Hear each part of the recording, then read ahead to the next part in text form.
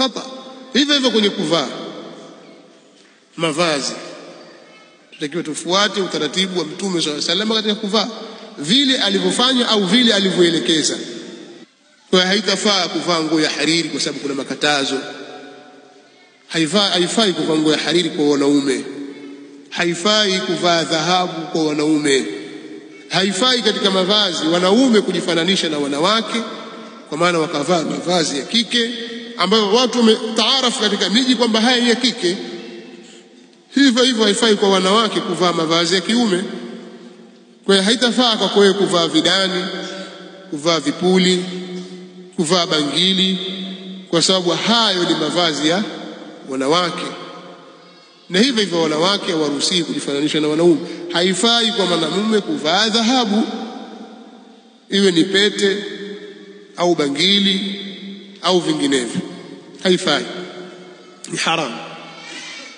Na ahadithi zimekuja kuelekeza jambo hili. Kadhalika haifai kwa mwanamume kuburuza nguo yake, iwe ni izari kwa maana shuka, kikoi, kanzu, suruali, kuiburuza ikavuka vifundo vya miguu yake miwili, nguo ikawa inaburutika chini.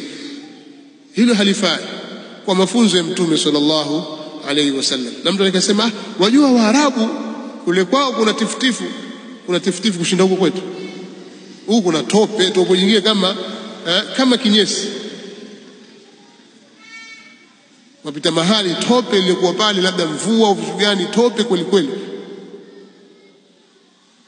Sasa kama ikiwa kule kuna vumbi, kwetu sisi kuna tope kama kinyesi, basi itakuwa tupandishe zaidi nguo zetu sisi.